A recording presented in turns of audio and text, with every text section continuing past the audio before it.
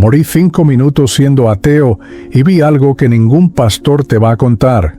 Cristo rechazando a líderes famosos en las puertas del cielo.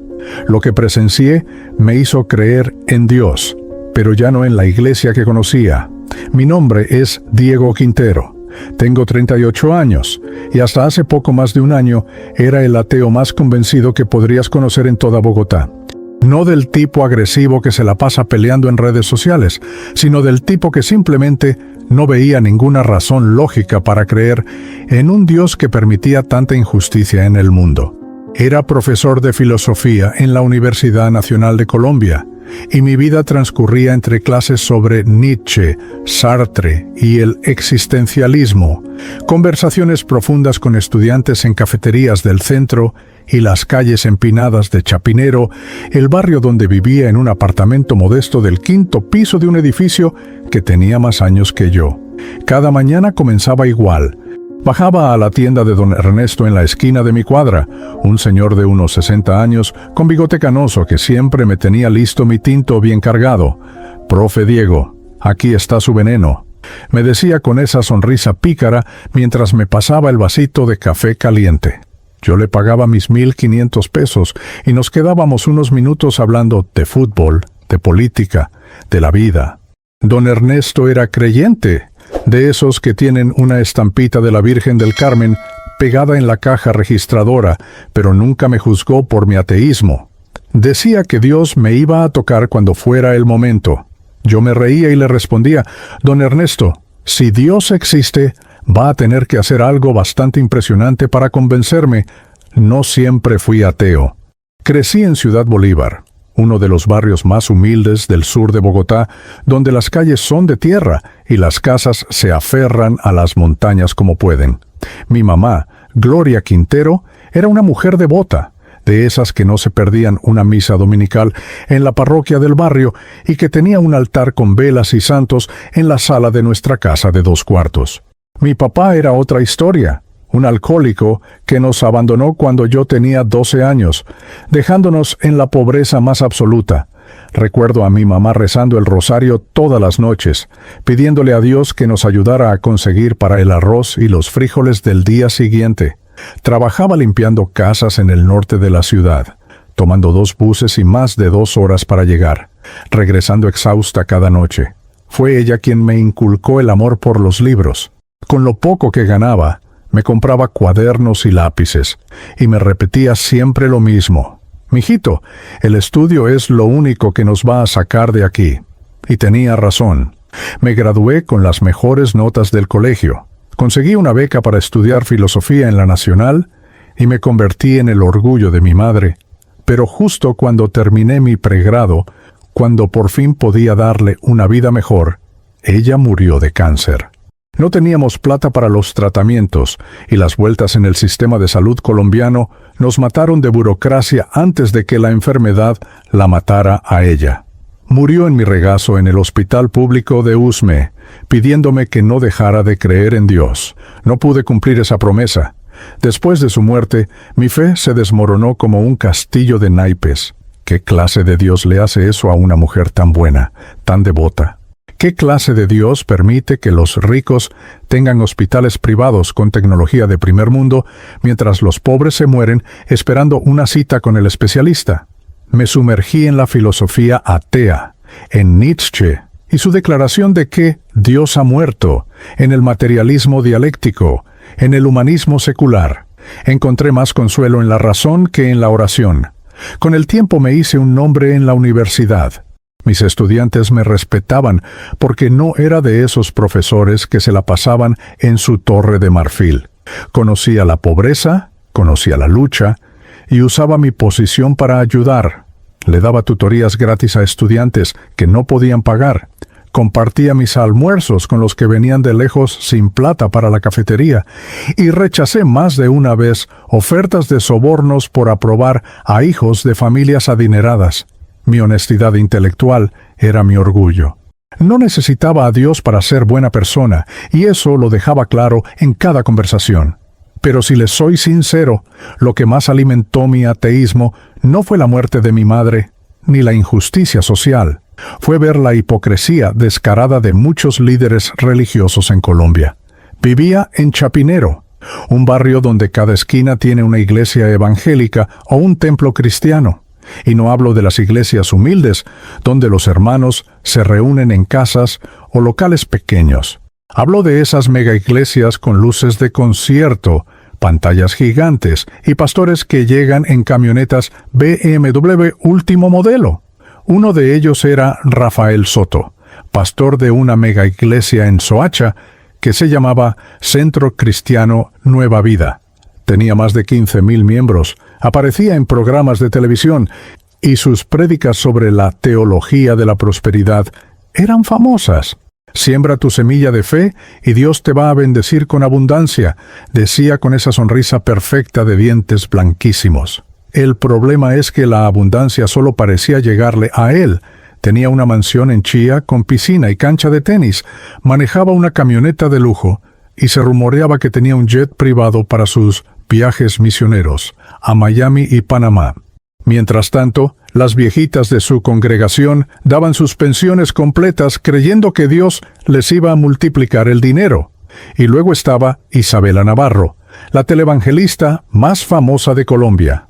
Tenía un programa en un canal cristiano que se transmitía por cable a toda Latinoamérica.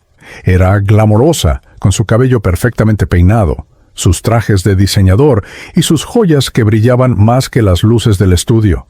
Vendía pañuelos ungidos, agua bendita del río Jordán y el aceite de Israel a precios exorbitantes. Prometía sanaciones milagrosas, liberaciones instantáneas y prosperidad económica. La vi una vez en persona en un evento masivo en el estadio El Campín y me dio náuseas ver cómo la gente caía bajo el poder del Espíritu Santo. Cuando ella los tocaba en la frente, mientras sus asistentes pasaban las canastas pidiendo ofrendas de mínimo 100,000 pesos. Yo hablaba de estos casos en mis clases. Usaba a Rafael Soto e Isabela Navarro como ejemplos perfectos de cómo la religión podía ser una herramienta de manipulación y enriquecimiento personal. Mis estudiantes, muchos de ellos creyentes, se incomodaban, pero nadie podía negar los hechos. Las noticias estaban llenas de escándalos, pastores acusados de lavado de dinero, líderes religiosos con cuentas bancarias millonarias en paraísos fiscales, iglesias que no pagaban impuestos mientras acumulaban patrimonios inmensos. Si Dios existe, les decía a mis estudiantes, claramente no está muy preocupado por lo que hacen en su nombre. Y esa frase se convirtió en mi lema personal. El 15 de agosto de 2024 fue un día como cualquier otro. Era una tarde tranquila de jueves, y yo estaba en mi apartamento preparando la clase del viernes sobre la muerte de Dios en Nietzsche. Tenía las ventanas abiertas porque hacía calor, y se escuchaba el ruido típico de Chapinero. Buses del Transmilenio, vendedores ambulantes gritando, música salsa de alguna tienda. Me había servido un tinto que me quedaba de la mañana, y estaba subrayando párrafos en mi libro de Así habló Zaratustra, cuando sentí el primer temblor. Al principio pensé que era un camión pesado pasando por la calle, pero luego los libros de mi biblioteca comenzaron a caerse. Después vino el rugido, un sonido que nunca voy a olvidar, como si la tierra misma estuviera abriendo sus mandíbulas para tragarse la ciudad. El piso se movió con una violencia inimaginable. Las paredes comenzaron a agrietarse, y yo apenas tuve tiempo de meterme debajo del escritorio antes de que todo mi mundo se viniera abajo. Literalmente. Lo último que recuerdo fue el sonido del concreto rompiéndose, el polvo llenando mis pulmones y un dolor agudo en mi cabeza antes de que todo se volviera negro. Ese fue el momento en que Diego Quintero, el ateo escéptico de Chapinero, murió. Y lo que vino después cambió absolutamente todo lo que creía saber sobre Dios, el cielo, el infierno y el verdadero significado de la fe. No hay forma de describir la sensación de estar atrapado bajo toneladas de concreto y hierro retorcido sabiendo que probablemente vas a morir.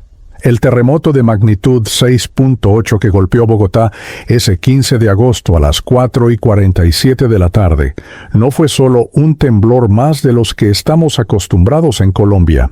Fue como si la tierra hubiera decidido recordarnos que por más que construyamos ciudades y nos sintamos seguros, la naturaleza siempre tiene la última palabra. Los sismólogos después dirían que fue el peor terremoto en la región desde aquel desastre de 1917 que destruyó parte del centro del país. Pero en ese momento, mientras mi edificio se colapsaba sobre mí, lo único que podía pensar era en lo irónico que resultaba morir justo cuando estaba escribiendo sobre la muerte de Dios. El rugido fue lo primero, un sonido grave, profundo, que venía desde las entrañas de la tierra, como si algo monstruoso estuviera despertando después de siglos de sueño. Luego vino el movimiento. No fue como los temblores normales que sentimos cada tanto en Bogotá, esos que te hacen mirar el techo con preocupación pero que pasan en pocos segundos. Este fue violento, salvaje, despiadado. Mi apartamento del 5º piso comenzó a sacudirse como si un gigante invisible lo hubiera agarrado y lo estuviera zarandeando con rabia. Los libros de mi biblioteca volaron por los aires, la televisión se estrelló contra el piso, los platos de la cocina se hicieron añicos. Me metí debajo de mi escritorio de madera, que era lo más sólido que tenía cerca, agarrándome de las patas mientras el mundo se desintegraba a mi alrededor. Podía escuchar los gritos de mis vecinos, el sonido de vidrios rompiéndose, alarmas de carros en la calle. Y luego vino el crujido, ese sonido horrible del concreto agrietándose, de las vigas de metal doblándose, de la estructura misma del edificio rindiéndose ante la furia de la naturaleza. La pared de mi sala se abrió como una cremallera, mostrando el apartamento de al lado donde la señora Beatriz, una profesora jubilada, gritaba aterrorizada aferrada al marco de su puerta. «Dios mío, ayúdanos», la escuché gritar justo antes de que el techo comenzara a caer. Recuerdo haber pensado, incluso en ese momento de terror puro, que era gracioso cómo todos, hasta los ateos como yo, terminamos invocando a Dios cuando la muerte nos mira a la cara. Y luego todo se vino abajo. El dolor fue instantáneo y abrumador. Algo pesado me golpeó en la cabeza, sentí un crujido en mis costillas, y el peso del concreto me aplastó contra el piso. No podía mover las piernas, no podía respirar bien. El polvo llenó mis pulmones y comencé a toser, lo que solo empeoraba el dolor en mi pecho. Estaba oscuro, completamente oscuro, atrapado en un espacio que no podía ser más grande que el interior de un ataúd. Podía sentir sangre caliente corriendo por mi cara, el sabor metálico en mi boca. Intenté gritar, pero apenas salió un gemido ahogado. No sé cuánto tiempo estuve ahí. En esos momentos, el tiempo pierde todo significado. Podían haber sido minutos u horas. Solo recuerdo la oscuridad, el dolor, la dificultad para respirar y un pensamiento que se repetía en mi mente como un disco rayado. Así es como termina. Así es como muere Diego Quintero, aplastado en su propio apartamento en Chapinero, rodeado de sus libros de filosofía que no le sirven de nada ahora. Afuera, Bogotá estaba sumida en el caos. Después me enteraría de que el terremoto causó el colapso parcial de más de 30 edificios en diferentes zonas de la ciudad. Chapinero fue una de las áreas más afectadas porque muchas de las construcciones son viejas, de los años 60 y 70, y no cumplen con las normas antisísmicas modernas. Las calles se llenaron de gente aterrorizada corriendo sin dirección, llorando, buscando a sus seres queridos. Las sirenas de ambulancias, bomberos y policía creaban una sinfonía apocalíptica. El Transmilenio se detuvo completamente. Las líneas telefónicas colapsaron porque todos intentaban llamar al mismo tiempo. Era el fin del mundo en versión bogotana. Los equipos de rescate llegaron a mi edificio unos 20 minutos después del terremoto. Eran bomberos de la estación de Chapinero, junto con voluntarios de la Cruz Roja y civiles que se unieron para ayudar. Comenzaron a remover escombros con sus manos, con palas, con lo que tuvieran disponible. buscando sobrevivientes. Escuchaban gritos y gemidos bajo los escombros y trabajaban frenéticamente para llegar a ellos. Don Ernesto, el de la tienda, estaba ahí con ellos, gritando mi nombre. «¡Profe Diego!». «Aguante, profe, ya lo vamos a sacar». Pero yo ya no podía escucharlo. El dolor se había convertido en un entumecimiento extraño. Mi respiración era cada vez más débil, más superficial. Sentía frío a pesar del calor de agosto. Y luego, de repente, el dolor desapareció. Simplemente se fue, como si alguien hubiera apagado un interruptor, y con él se fue todo lo demás. Me encontraron 40 minutos después del colapso. Un bombero llamado Julio César Mendoza fue quien movió la última viga que me cubría y me vio ahí, cubierto de polvo y sangre, inmóvil. «Aquí hay uno», gritó, y varios más se acercaron corriendo. Me sacaron con mucho cuidado, me pusieron en una camilla improvisada, y fue entonces cuando el paramédico que me estaba revisando, un muchacho joven con uniforme verde, miró a sus compañeros con expresión grave y dijo las palabras que nadie quiere escuchar. «No tiene pulso, no respira». Comenzaron con la reanimación cardiopulmonar ahí mismo, en medio de los escombros, rodeados por el olor a gas y concreto pulverizado. Compresiones en el pecho, 30 seguidas, luego 2 respiraciones boca a boca. «Vamos, parcero, no te me vayas», decía el paramédico, mientras bombeaba mi pecho una y otra vez. Me subieron a la ambulancia y arrancaron a toda velocidad hacia el Hospital San Ignacio, que quedaba a solo unos 15 minutos de Chapinero, pero que con las calles colapsadas por el terremoto se convirtió en un viaje desesperado de casi media hora. Dentro de la ambulancia, la paramédica que me acompañaba, una mujer de unos 30 años llamada Sandra Milena Rojas, seguía con el RCP mientras su compañero manejaba esquivando escombros y carros abandonados. «No te rindas, amor, ya casi llegamos», me decía mientras seguía bombeando mi pecho. Pero yo no estaba ahí. Bueno, mi cuerpo estaba ahí, pero yo ya no. Llegamos al Hospital San Ignacio a las 6 menos 10 de la tarde. El lugar era un caos controlado. La sala de emergencias estaba abarrotada de heridos del terremoto, gente con fracturas, cortes, traumatismos cráneoencefálicos, ataques de pánico. Los médicos y enfermeras corrían de un lado a otro, gritando órdenes, pidiendo ayuda, tratando de salvar todas las vidas que podían. Me llevaron directo a la sala de trauma donde un equipo ya estaba esperando.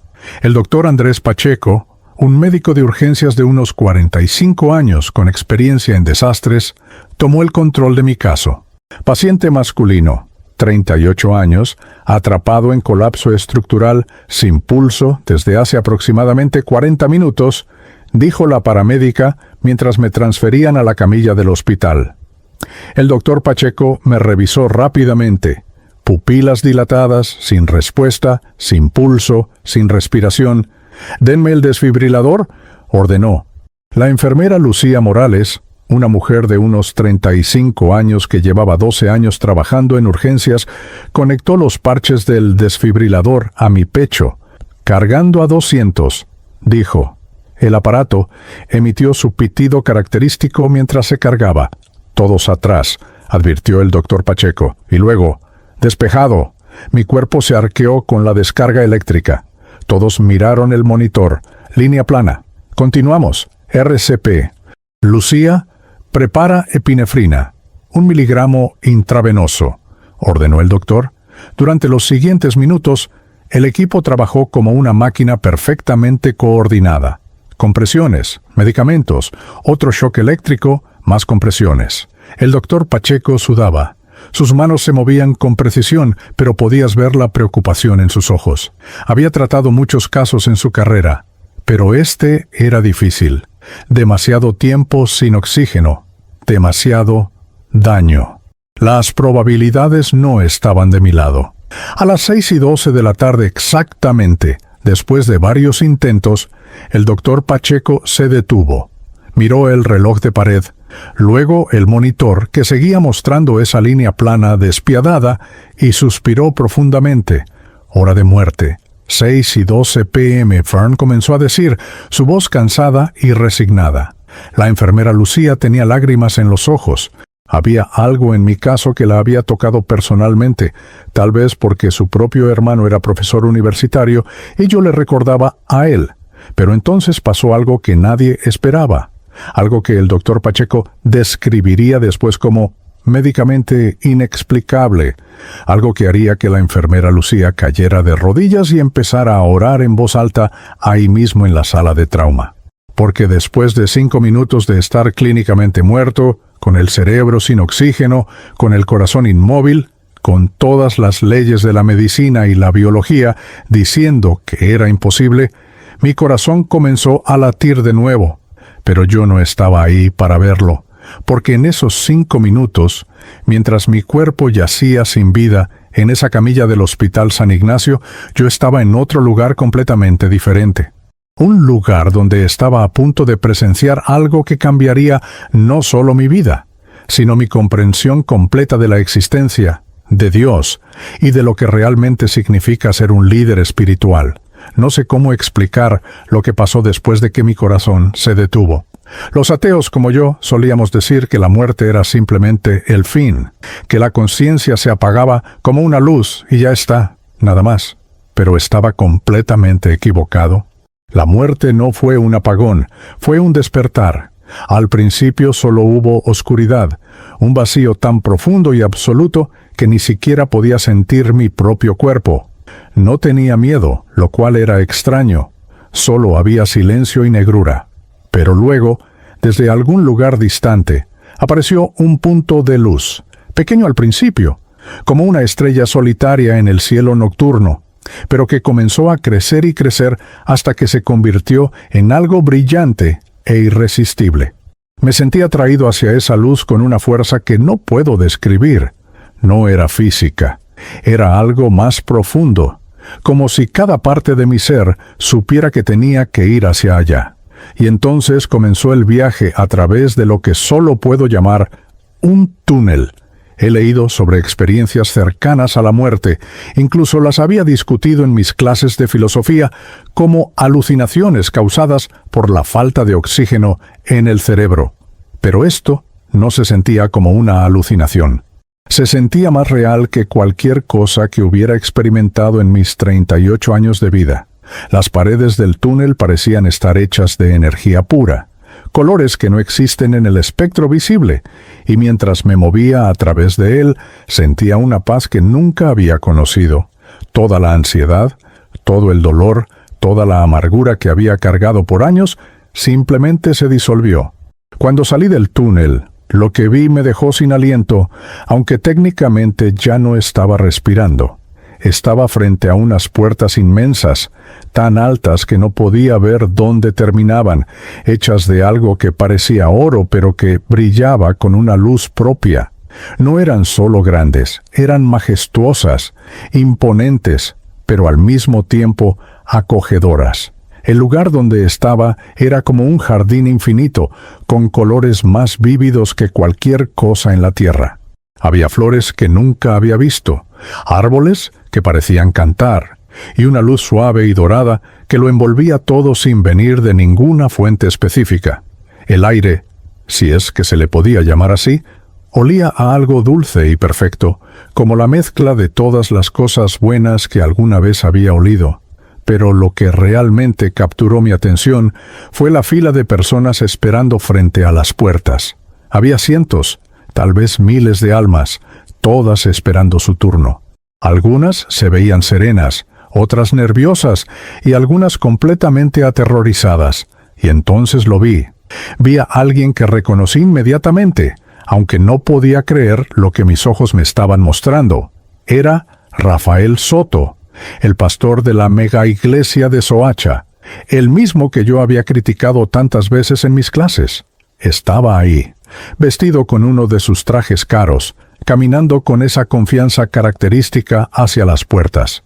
Y entonces apareció él. No hay palabras suficientes en español ni en ningún idioma para describir la presencia de Cristo. Era una figura de luz y poder, pero también de amor tan puro e intenso que dolía de una manera hermosa. No era como las pinturas que vemos en las iglesias, no era un hombre pálido y débil con una túnica blanca. Era glorioso, radiante, y cuando te miraba sentías que veía absolutamente todo de ti, cada pensamiento, cada acción, cada secreto, pero sin condenación, solo con verdad absoluta. Sus ojos eran como fuego líquido y océanos profundos al mismo tiempo. Y cuando habló, su voz resonó no solo en mis oídos, sino en lo más profundo de mi alma. Rafael Soto se acercó a las puertas con una sonrisa. Incluso en ese lugar, incluso frente a Cristo mismo, mantenía esa fachada de seguridad. Señor, dijo con esa voz que había usado en miles de prédicas, he traído tantas almas a tu reino. He construido tu iglesia. He predicado tu palabra. He hecho tu obra en la tierra. Extendió sus manos como esperando un abrazo, como esperando ser recibido como un héroe conquistador que regresa victorioso de la batalla. Pero Cristo no se movió. Su expresión era de una tristeza tan profunda que incluso yo, observando desde donde estaba, sentí el peso de ella, y entonces habló, y sus palabras cayeron como martillazos. Rafael Soto. El solo hecho de escuchar su nombre completo en la voz de Cristo hizo que el pastor se estremeciera. Tú no me conociste. Usaste mi nombre para construir tu propio reino, no el mío. ¿Dónde están los 15 millones de pesos que la viuda Carmenza Rodríguez te dio pensando que era para alimentar niños de la calle? ¿Por qué están en la cuenta que pagó tu casa en Chía? La confianza de Rafael comenzó a desmoronarse. Su rostro palideció. Señor, yo invertí en el ministerio, Pero Cristo levantó su mano y de repente todo se hizo visible.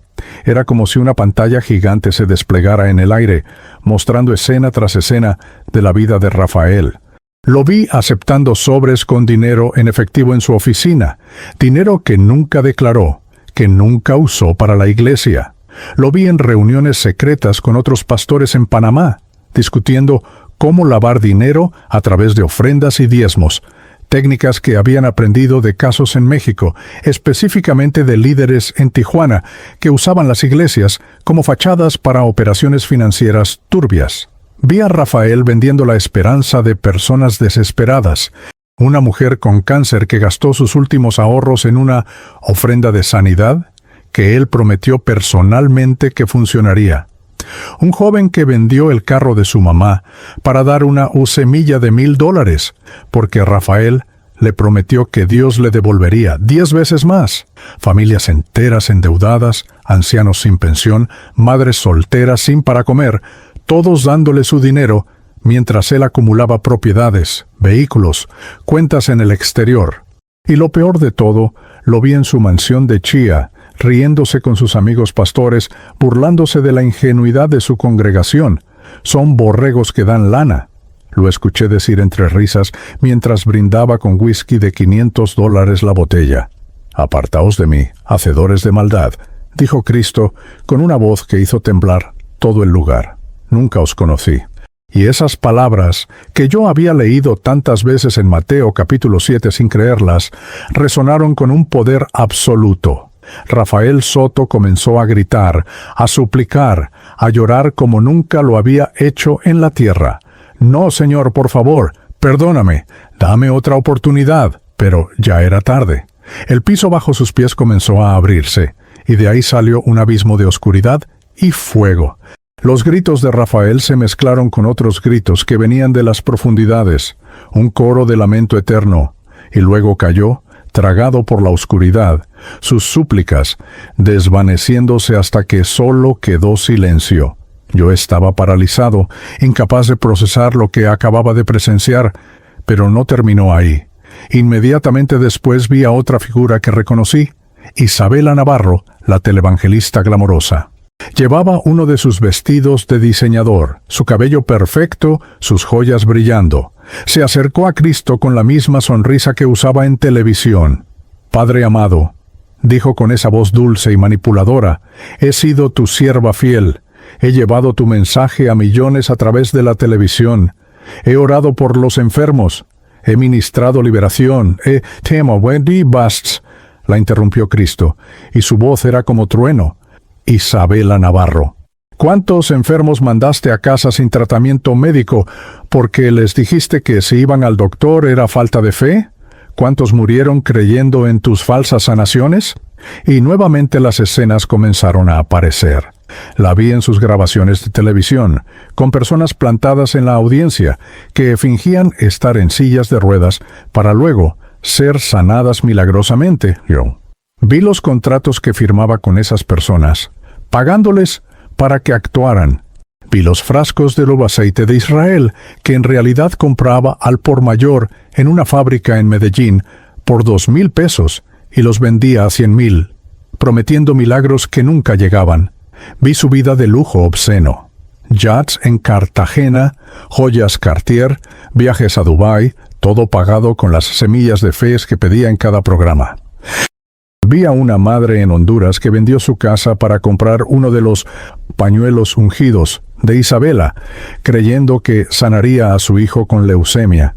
El niño murió 3 meses después, sin haber recibido quimioterapia porque Isabela le dijo que la medicina era del diablo. Vi el rostro de esa madre, destruida, preguntándose por qué Dios no había cumplido la promesa que la pastora le hizo en nombre de él. «Convertiste mi casa en cueva de ladrones», declaró Cristo. «Usaste mi nombre para robar, para mentir, para destruir vidas. No eras pastora, eras una mercader de almas». Isabela comenzó a temblar, su máscara de perfección cayéndose.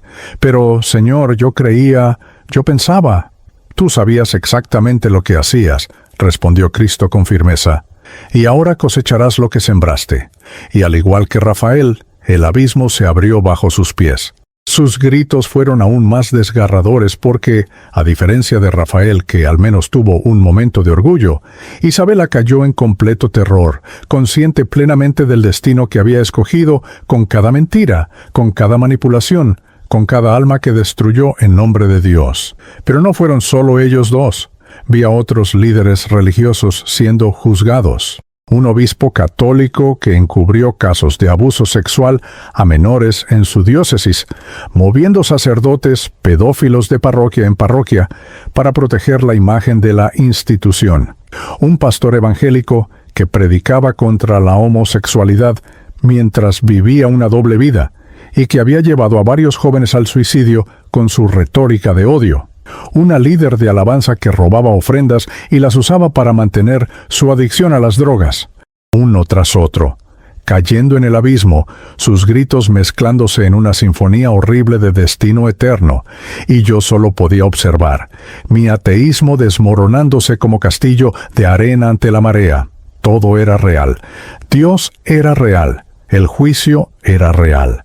Y lo más aterrador de todo, la hipocresía religiosa que yo tanto había criticado no solo era real en la tierra, sino que tenía consecuencias eternas devastadoras. Después de presenciar la caída de Isabela Navarro y los otros líderes religiosos en el abismo, me quedé paralizado en ese lugar celestial, mi mente intentando procesar lo imposible. Todo lo que había creído durante años, toda mi filosofía, toda mi lógica se estaba desmoronando como las paredes de mi apartamento durante el terremoto. Y entonces sentí que alguien me miraba. Giré lentamente, y ahí estaba él, Cristo, observándome con esos ojos que parecían contener todos los secretos del universo. Mi primer instinto fue retroceder, esconderme, porque si lo que acababa de presenciar era el juicio para los líderes religiosos, ¿qué esperaba a un ateo como yo, que había pasado años negando su existencia? Pero, en lugar de condenación, lo que vi en su rostro fue algo completamente inesperado.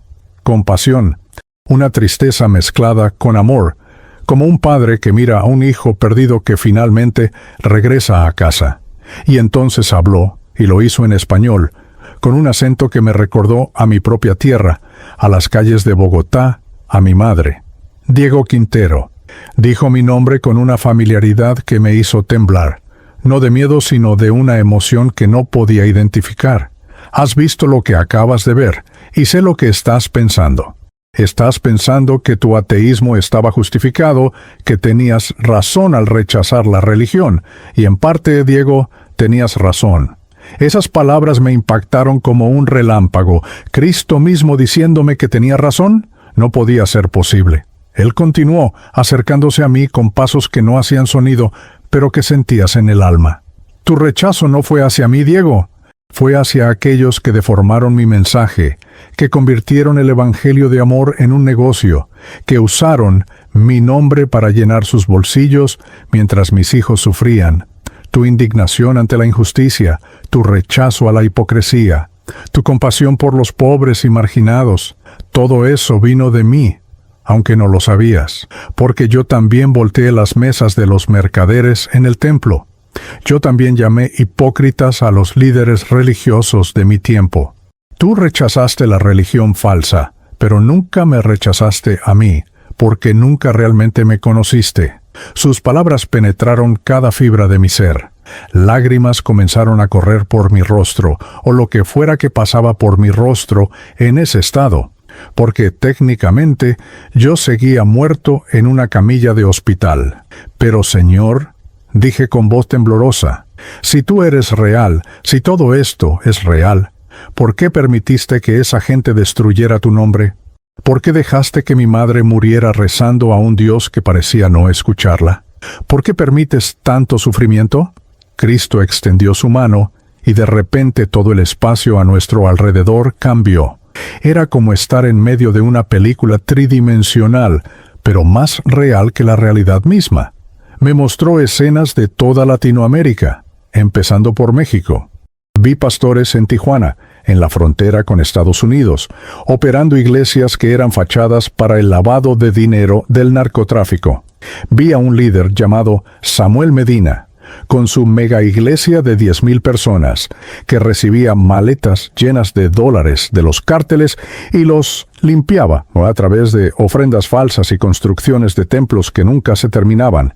Vi cómo reclutaba a jóvenes vulnerables prometiéndoles prosperidad, solo para usarlos como mulas para transportar drogas a través de la frontera, diciéndoles que era obra misionera. Luego me mostró Estados Unidos, el país que tantos latinoamericanos ven como la tierra de las oportunidades. Vi mega iglesias con capacidad para 30,000 personas, con pastores que llegaban en helicópteros privados, que tenían mansiones de $20 millones, jets corporativos, flotas de autos de lujo. Vi a Carl Lentz y los escándalos de Hillsong, a pastores de Houston y Atlanta que predicaban prosperidad mientras sus congregantes no podían pagar el alquiler. Vi televangelistas vendiendo agua bendita a $99 la botella, crucifijos ungidos a $200, promesas de que si mandabas $1,000 de siembra, recibirías 10,000 en un mes.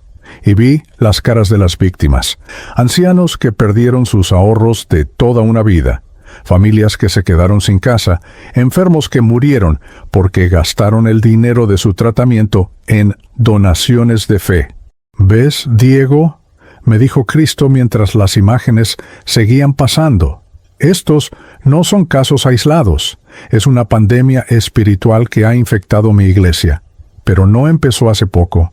Desde que ascendí al cielo, ha habido quienes toman mi nombre en vano, quienes construyen reinos terrenales en lugar del reino de Dios. Me mostró entonces Colombia, mi propio país. Vi mega iglesias en Bogotá, Medellín y Cali, con patrimonios de millones de dólares, mientras a 3 cuadras había barrios sin agua potable. Vi pastores con escoltas armadas, manejando camionetas blindadas. Vi profetas vendiendo aceite, sal, agua, pañuelos, cualquier objeto que pudieran monetizar, prometiendo milagros que nunca llegaban.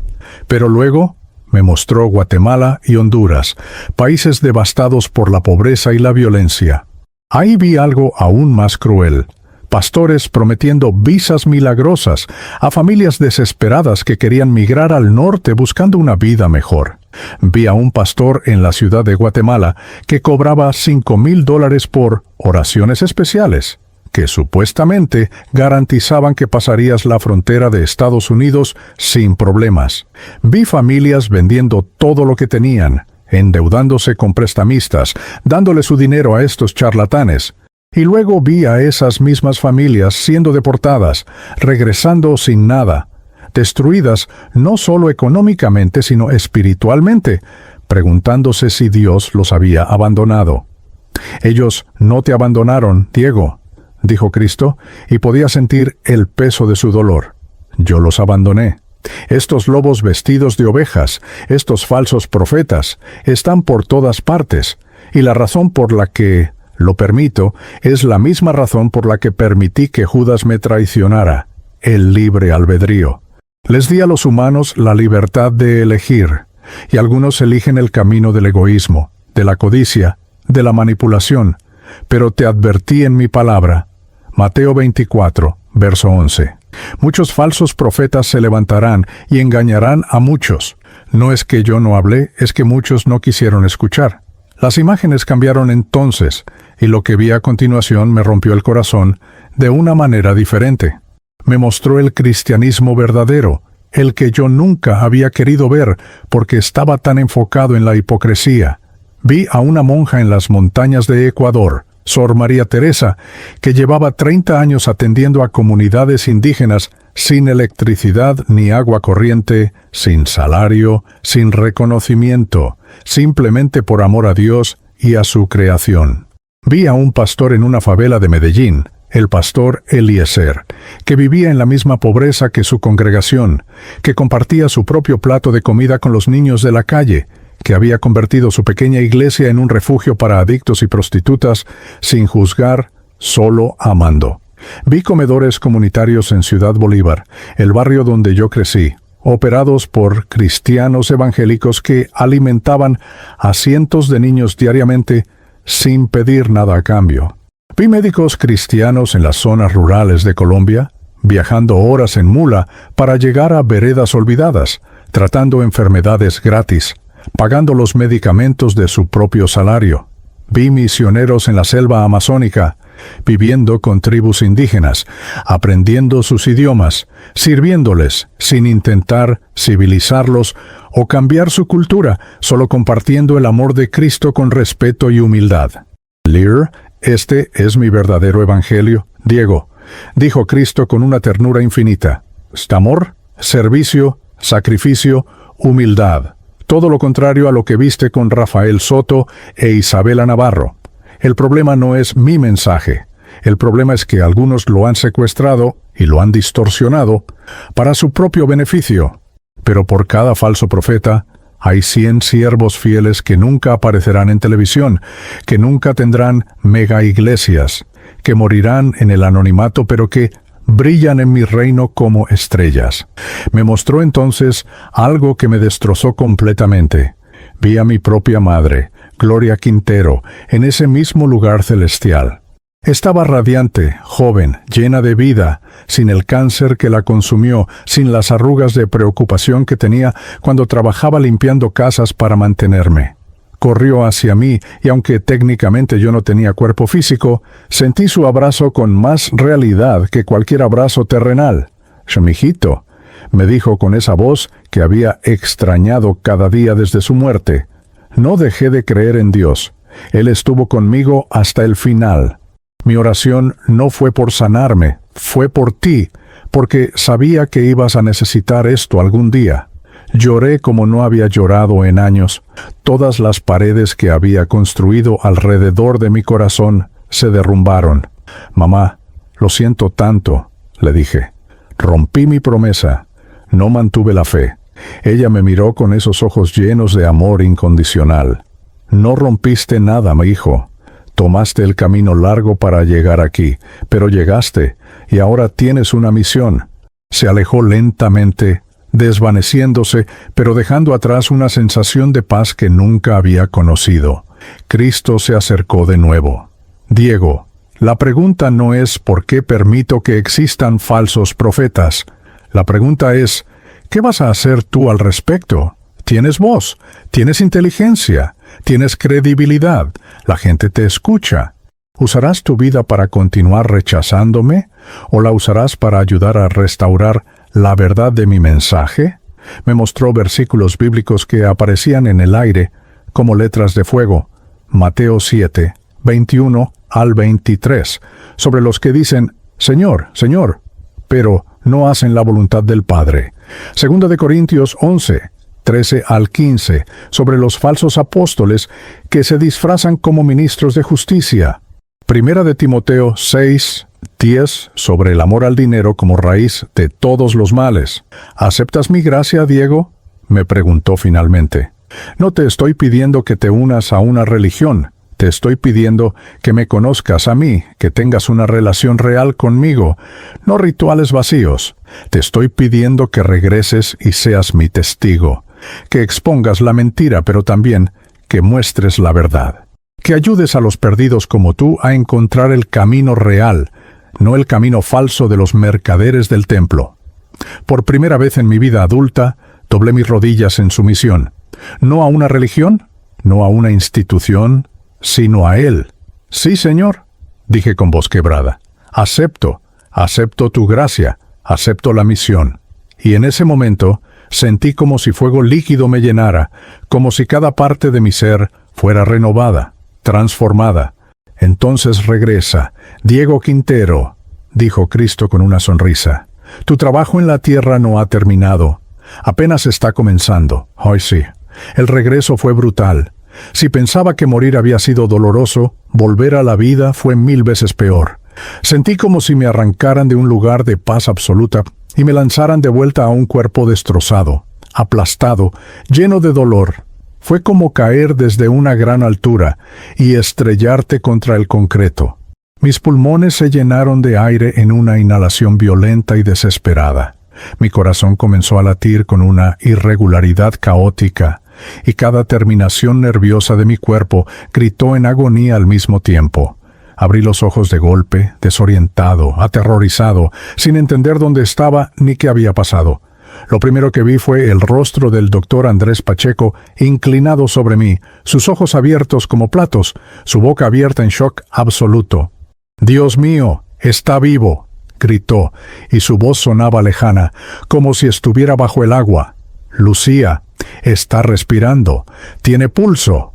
La enfermera Lucía Morales apareció en mi campo de visión y vi lágrimas corriendo por sus mejillas mientras revisaba el monitor cardíaco que ahora mostraba un ritmo errático, pero definitivamente presente. «Es un milagro», susurró, y luego, más fuerte, «es un milagro de Dios». Intenté hablar, pero solo salió un gemido ronco. Mi garganta estaba en carne viva, probablemente por el tubo de intubación que me habían puesto. El doctor Pacheco puso su mano en mi hombro. «Diego, tranquilo, estás en el Hospital San Ignacio. Tuviste un accidente muy grave en el terremoto.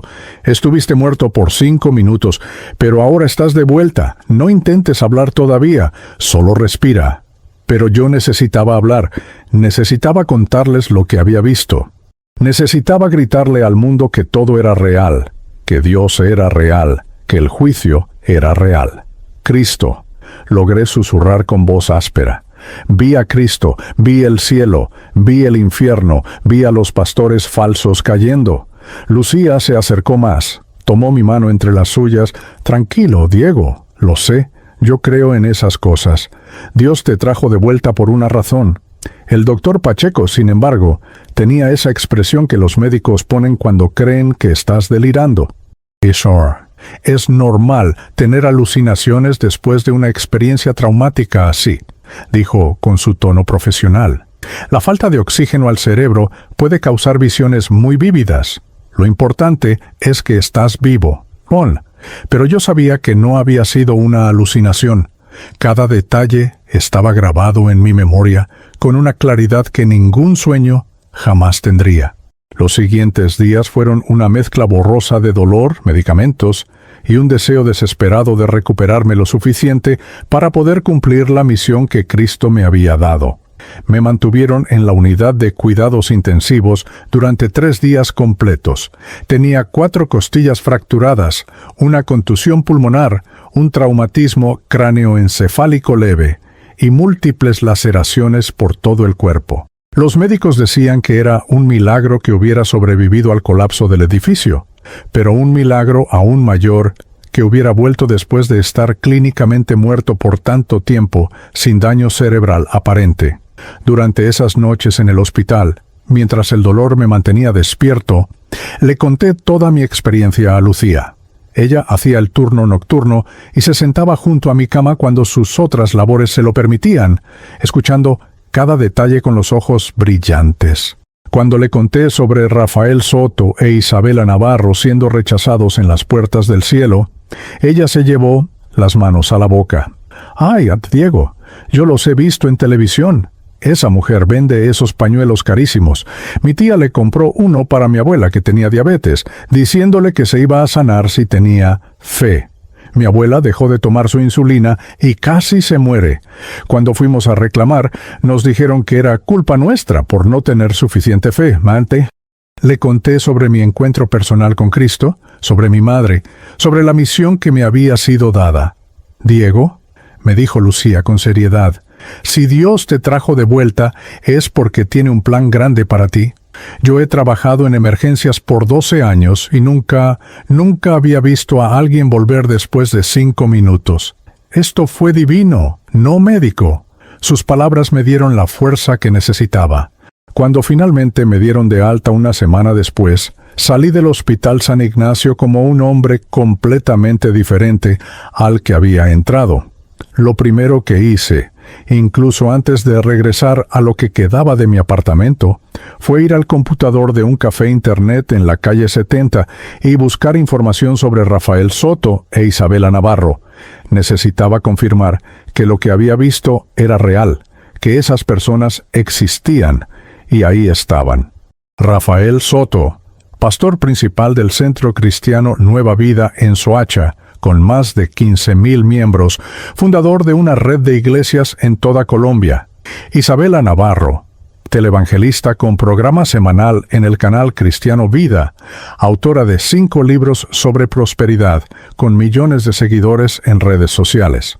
Ambos eran figuras públicas reales, exactamente como los había visto en mi visión. Pero lo que realmente me heló la sangre fue descubrir que también había escándalos reales asociados con ellos. Encontré un artículo de investigación del periódico El Tiempo de hace 2 años, donde se cuestionaba el patrimonio de Rafael Soto y cómo una iglesia sin ánimo de lucro podía tener propiedades valoradas en más de 10,000 millones de pesos. Encontré testimonios en foros de Internet de personas que habían sido parte de la congregación de Isabela Navarro y que contaban historias de manipulación financiera, de promesas falsas, de vidas destruidas.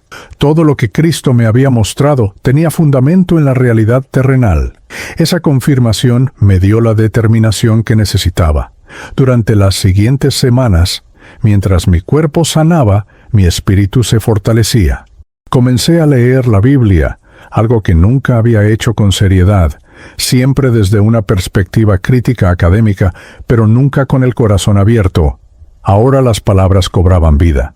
Mateo capítulo 7 se convirtió en mi pasaje favorito, especialmente los versículos del 21 al 23, donde Jesús advierte sobre aquellos que dicen «Señor, Señor», pero no hacen la voluntad del Padre. Era exactamente lo que había presenciado. Contacté a antiguos colegas periodistas que conocía de mis años en la universidad. Uno de ellos, Mauricio Sánchez, trabajaba en el programa de investigación de Noticias 1. Le conté mi historia, aunque omitiendo la parte de la experiencia cercana a la muerte, porque sabía que eso le restaría credibilidad periodística. Simplemente le dije que después de sobrevivir al terremoto había decidido investigar la corrupción en las megaiglesias colombianas. Mauricio se entusiasmó inmediatamente. «Hermano, llevamos años queriendo hacer esa historia, pero es complicado, porque tocar temas religiosos es delicado. Pero si tenemos un académico respetado como tú, dispuesto a hablar, eso cambia todo, Kishem. Mientras tanto, tomé la decisión más importante de mi nueva vida. Me bauticé.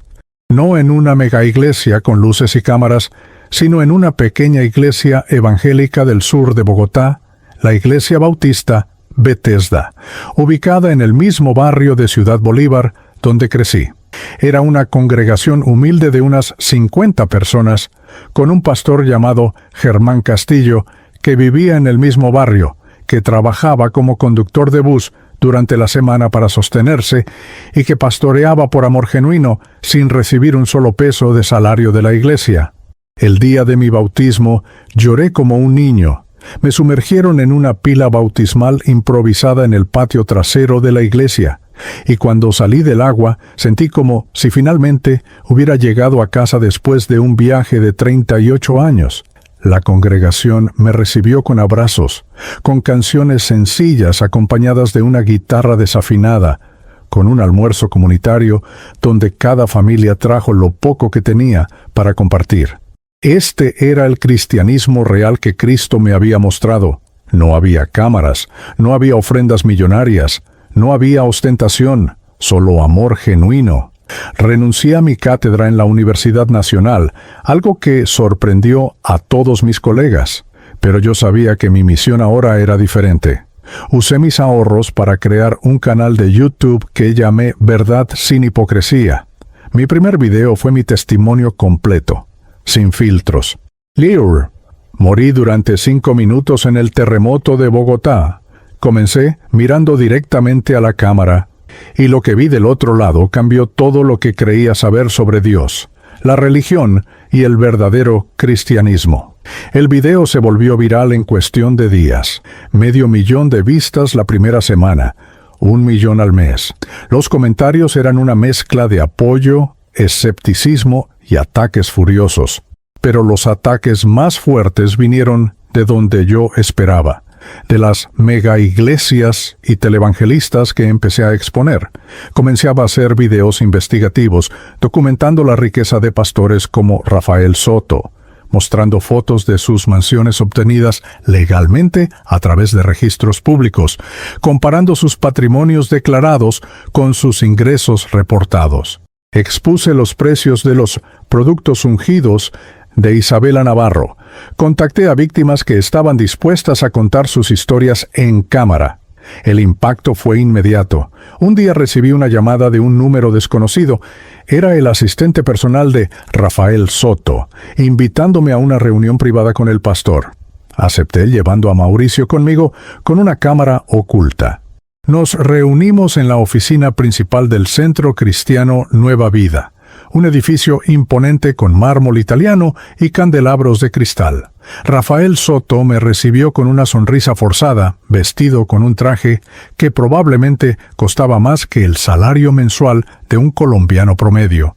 «Profesor Quintero», comenzó con esa voz melosa, «entiendo que has pasado por una experiencia traumática, pero estos videos que estás haciendo están dañando la obra de Dios». Me incliné hacia adelante. «¿La obra de Dios, pastor? ¿O su cuenta bancaria?» Su sonrisa desapareció. «Ten cuidado con lo que dices. Tengo abogados muy buenos y amigos poderosos». Me levanté. Yo también tuve un encuentro con alguien poderoso, Pastor Soto, y él me mostró exactamente dónde va a terminar si no se arrepiente genuinamente. Esta no es una amenaza, es una advertencia de amor. Salí de ahí sabiendo que la guerra apenas comenzaba, pero también sabiendo que estaba del lado correcto. Los meses siguientes fueron intensos. Estudiantes de la Universidad Nacional empezaron a buscarme, no para clases de filosofía, sino para hablar de fe auténtica. Jóvenes desilusionados con la iglesia institucional encontraron en mi testimonio una razón para darle otra oportunidad a Dios, no a la religión, sino a una relación real con Cristo. Comenzamos reuniones pequeñas en mi apartamento reconstruido, leyendo la Biblia, orando, discutiendo cómo vivir el Evangelio genuino en un mundo lleno de falsificaciones. Un año después del terremoto, en el aniversario exacto de mi muerte y resurrección, fui al cementerio central de Bogotá. Encontré la tumba de mi madre, un espacio modesto, con una lápida sencilla. Me arrodillé ahí y le hablé como si estuviera viva. «Mamá, cumplí la promesa. Tardé más de lo que debía. Tomé el camino largo, pero finalmente encontré la fe que tú querías que encontrara. Y no es la fe ciega que me pedías cuando era niño. Es una fe consciente, crítica, auténtica, una fe que cuestiona la hipocresía pero que abraza la verdad.